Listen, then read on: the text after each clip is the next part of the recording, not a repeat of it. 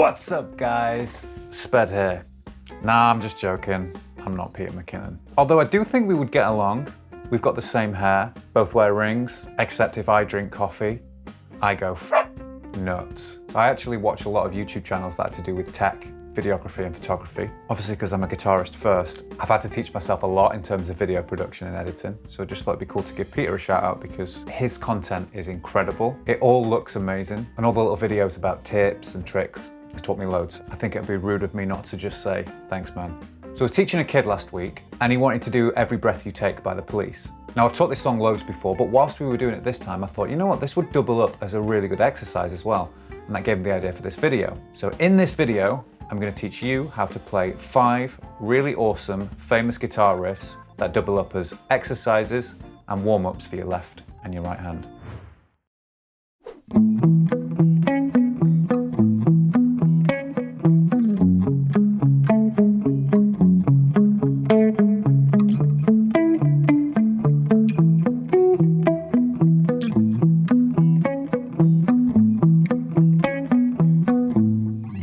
So number 1, Every Breath You Take, awesome iconic riff. I feel like a lot of people make the mistake of putting on the full shape though when they're playing this, and then they find it really difficult to bar when they go down to the 2nd fret, or people cop out and use a capo. When I listen to the record, I hear it picked more as individual notes. And this is why I think it makes for a good exercise, because as we play one note, move to the other, we take the previous finger off so that we've got complete clarity moving over the shape. I'm going to start in the position of A, index finger on the 5th fret of the E, downstroke. 2nd finger on the 7 on the A, downstroke. Pinky on the 9th fret of the D, upstroke. Back to that 7 with the 2nd finger on the A, downstroke. So that's your first 4 notes. It's really important that you take the previous finger off as you move. You don't want the bleed. Otherwise you're going to get that cheesy kind of Australian soap opera sound when something really good happens in the show. And then obviously later on when they're all on the beach and the barbecue explodes, they all die. That's the minor. Anyway, you're now going to bring that index finger to the 6th fret of the G, upstroke. Pinky back to the 9 on the D, upstroke. 2nd finger back to the 7 on the A, downstroke, and then we finish on an upstroke on the pinky on the 9. Now we're going to shift the whole hand down from fret 5 to fret 2 to F sharp. So if you can keep that same spacing, you should be able to do the first 4 notes. 2, 4, 6, 4, across the same strings. You'll notice that even though we're using individual fingers to fret each note, I'm still stretching that hand out so that there's less movement. Rather than this, we've got this. Because this chord is now minor rather than major, where that index finger would have moved up to the 3rd fret here, we're going to move it to the 2nd fret. And then the notes that follow it are exactly the same. 6, 4, 6. It's just moved back 1 fret from a major 3rd to a minor 3rd.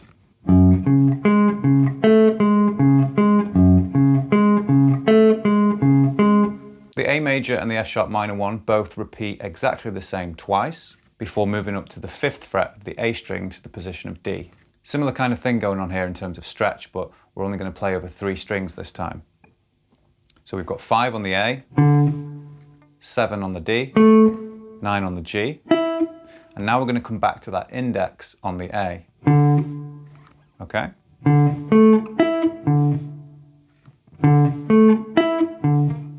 Then I bring my pinky to the 7th fret of the G, and we're basically going to put a power chord on, but just coming down. So you're going to go 7 on the G, 7 on the D, 5 on the A with the index, and then 7 on the D with the 3rd finger again. Up, up, down, up is what I pick there. I'm basically always picking towards the string I'm going to hit next. That's kind of how I work. Now you only play that D riff once before moving it up 2 frets to E, and it's exactly the same. Once on the D, once on the E. And then you would go back to 2 repeats of the A, or different parts of the song you can practice going back to 2 repeats of the F sharp minor.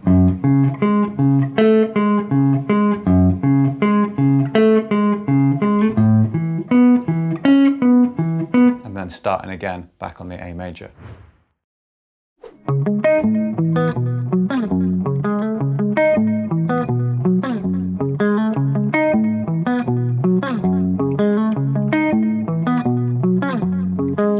So Message in a Bottle, obviously another one from The Police. Very, very similar left hand and right hand picking techniques. This one's a little bit faster, and even though a lot of people use the second finger for the middle note, I'm going to use the third just for the sake of it being an exercise to make it a little bit different from Every Breath You Take. So we're going to start with a C sharp, 4th fret of the A string, index finger, pick down, 3rd finger on the 6 on the D, so that's just a power chord stretch, and then the pinky is going to stretch to the 8 on the G, and we're going to pick upwards. So again, I'm stretching the hand out so that I'm hovering over the note in preparation, and as I go to play the next one, I take the previous finger off. I don't want the bleed, I just want individual clear notes.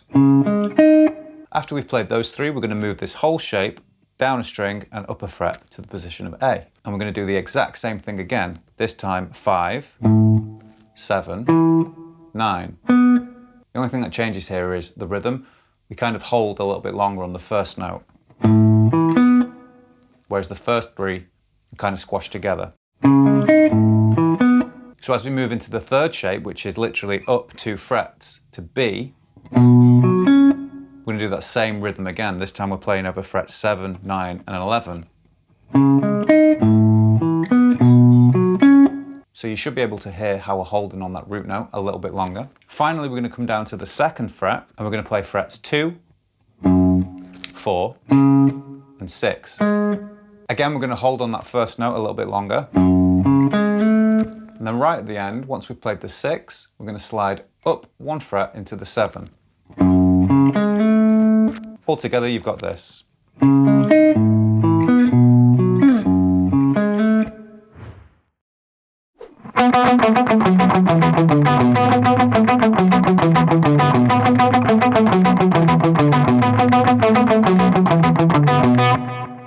Intro to Welcome to the Jungle. Again, a really cool, famous, iconic riff. And if you're familiar with my channel, you'll know that I have done a full cover of it, and it's my most watched video. It doubles up as a really good exercise, mainly for the picking hand, because there's a lot of string skipping. It's really quick, and it's just going back and forth between the open B string and then G, D, and A, so it's descending. Slowly, it goes like this. And I'm controlling the bleed between the notes there with a little bit of palm muting. So if we start with the 3rd finger on the G, fret 4, we're going to pick down, and then the open B up, and then back to that note again. We're going to do the same thing on the 2nd fret with the index finger. So just practice going between those 2 notes at first. So we don't need any speed right now, we're just getting the technique down and understanding the picking pattern. You're then going to move the 3rd finger down to the D string fret 4 and do the same picking pattern between that note and the open B. Then to fret 2 on the D string, put them together. This bit's a little bit different. We're going to hit the open D down, and then the open B up, and then the 2nd fret of the A down, and the open B up. So rather than it being a 3-note pattern, it just goes to 2 there for the final 2 little movements. So you should already be able to see why this makes for a good picking exercise.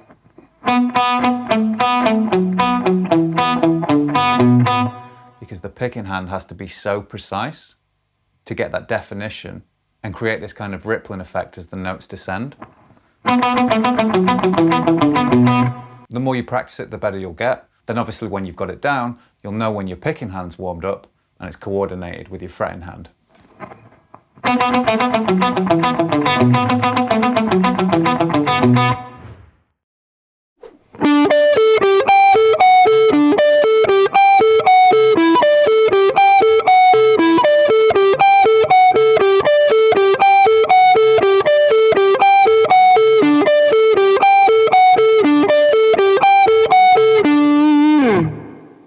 So if you're a guitarist, you probably know the song Sweet Child of Mine. It's one of the most iconic guitar intros ever.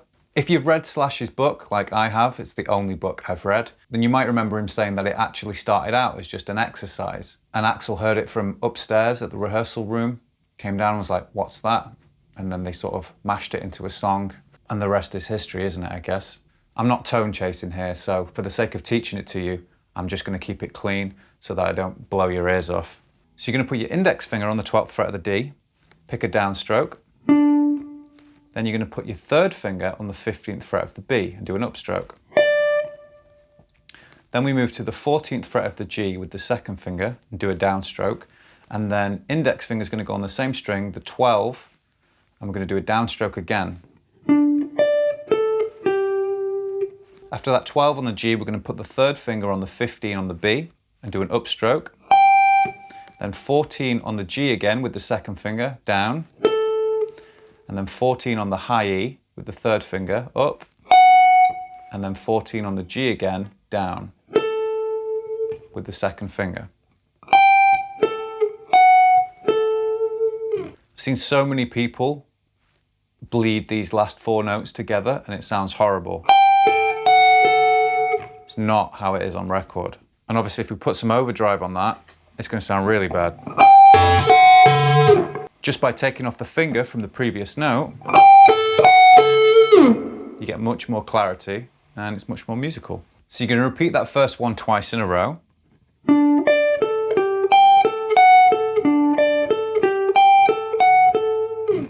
So there's only 2 other variations of that riff and it's only the first note that changes.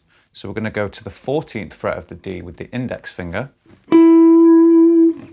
And then the rest of the notes are the same with the same fingering.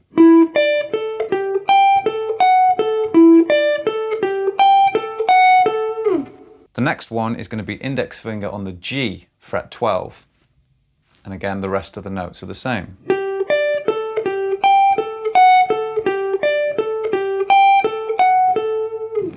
And it actually goes back to the first one again for 2 repeats.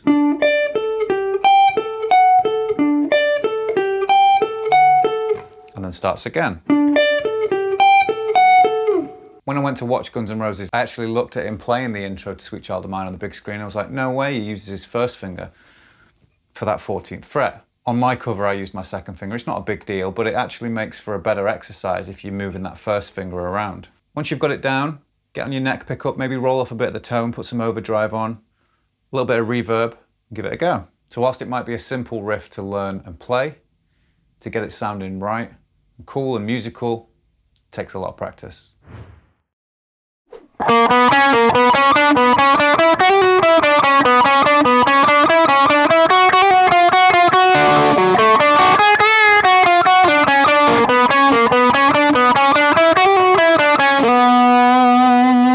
So the intro to Plug-in Baby is a really wicked riff, and it's got so many different techniques in it. So out of these 5, I feel like this is the most challenging one. Just means that when you get it down, you're going to have loads of fun. It's a great way to warm up. So we're going to start on the 8th fret of the D with the third finger, before moving to the 9 on the D with the pinky, and then the 6 on the G with the index. So it's 3 notes ascending. Alternate your picking. We go back down to the 8th fret of the D again, and we're going to pick the same 3 notes, moving back up, but this time we're going to finish on the 7, so we're adding an extra note on the end. So it was 3 notes at first, and then 4. This time we're going to go back down to the 9 on the D with the pinky. We move through those same 3 notes again, and then we add the 9 on the G with the pinky.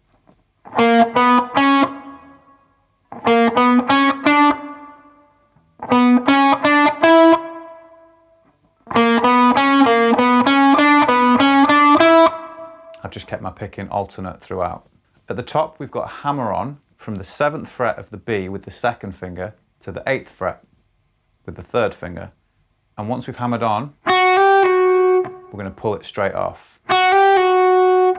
After the hammer on pull off, we're simply going to descend back down the way we came. 9, 7, 6.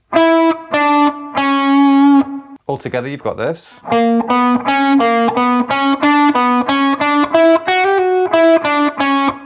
So again, we've got a similar thing going on in terms of building up notes and ascending. This time we're going to start on the 9 on the D, 6 on the G, 7 on the G. Back down to the 9 on the D, and then hit the 6, 7, and this time finish on the 9 on the G. Now we're going to go back to the 6 on the G, go through the 7 and the 9. For the first time, we're going to bring that index finger into the 7 on the B. So we've got a little position change. From that 7 on the B, we're going to hammer on pull off with the 2nd finger on the 8 this time. Then we hit the 10 on the G with the pinky, 7 on the B again, and 10 on the G again. Now we're going to bar the 7th fret from the B to the D, and we're going to pick up, up, up as we move down. Now if you want to keep note clarity here, you can try and roll the finger through this. So the pressure changes as we move over so that we don't get this. But it's still kind of musical, and I don't mind that. Once you've descended through those 3 notes, you're going to hit the 9th fret of the A with the 3rd finger, and then ascend back through those 3 notes again.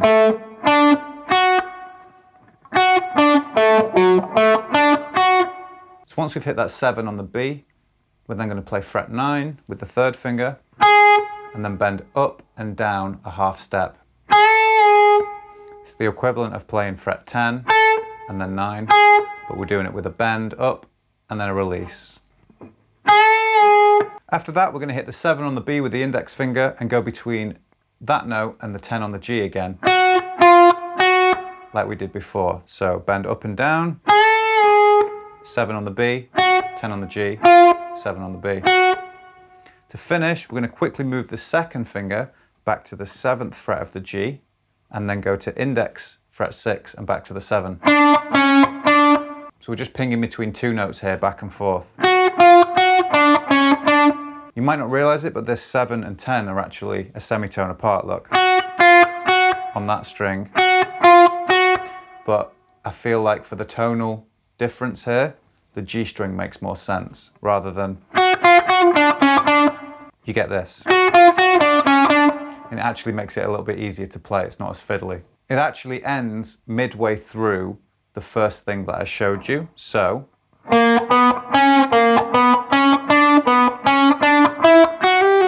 After we've done the hammer on pull off and we descend, after the 6th fret of the G, you're just going to take the 2nd finger and slide into the 9 on the D, resolving on a B. Crank some more gain on it. Altogether, that riff's going to sound like this.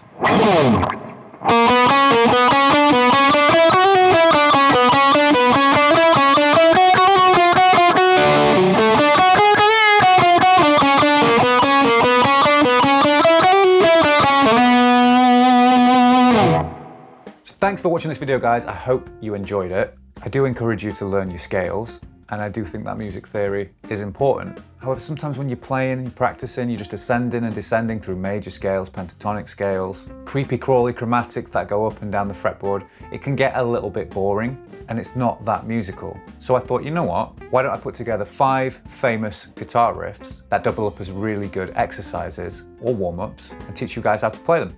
You guys may have noticed recently that I dropped a new series called Hops and Chops. How are you liking it? I think it's got huge potential. So the hops part is obviously the beer. The chops part isn't meat. The chops is guitar chops.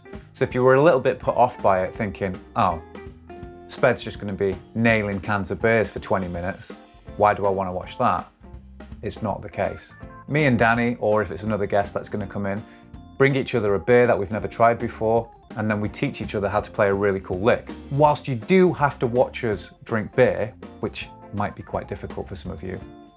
You could join in if you want to. You also get to learn some cool licks that will spice up your playing and your life.